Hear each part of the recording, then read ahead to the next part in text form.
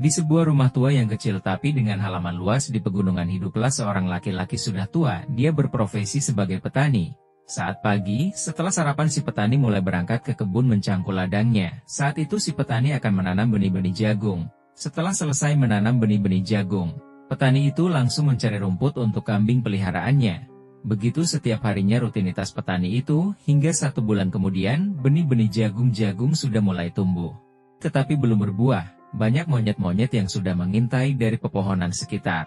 Sesekali si kakek mengusir para monyet, namun hari berikutnya para monyet tersebut tetap datang. 2 bulan pun sudah berlalu. Saatnya musim panen. Petani yang sudah lanjut usia itu berangkat ke ladangnya dengan penuh harapan bahwa jagung-jagung yang dia tanam menghasilkan jagung dengan kualitas unggul agar bisa laku tinggi di pasaran. Namun begitu kagetnya si petani, kebanyakan jagung sudah ludes akibat ulah para monyet. Para monyet yang tak terhitung jumlahnya mengacak-acak dan memakan tanaman jagung milik si petani. Si petani pun langsung mengusir para monyet-monyet dengan melemparinya menggunakan tanah dan ranting kayu. Setelah para monyet pergi, si petani langsung mengambil jagung yang belum sempat monyet itu makan. Petani mengumpulkannya dan memasukkan pada wadah karung yang sudah dia bawa dari rumah. Setelah semuanya terkumpul, ternyata tidak ada setengahnya dari seluruh jagung yang dia tanam yang kualitasnya masih layak untuk dijual dan konsumsi.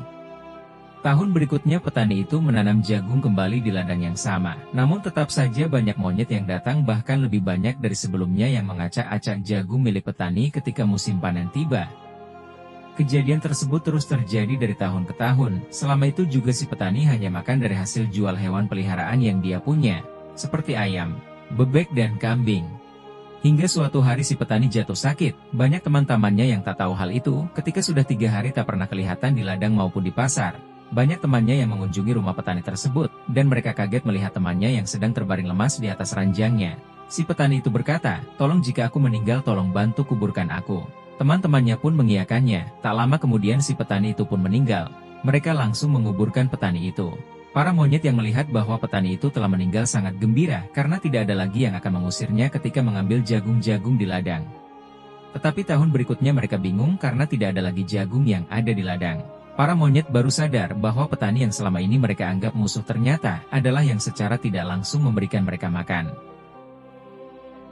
Pelajaran yang bisa kita ambil dari kisah ini adalah, orang-orang mungkin tidak menghargai tindakanmu hari ini, tetapi mereka akan mengakui pentingnya kamu ketika kamu sudah tidak ada lagi. Jadi tetaplah berbuat baik meskipun orang-orang membalasmu dengan tidak baik.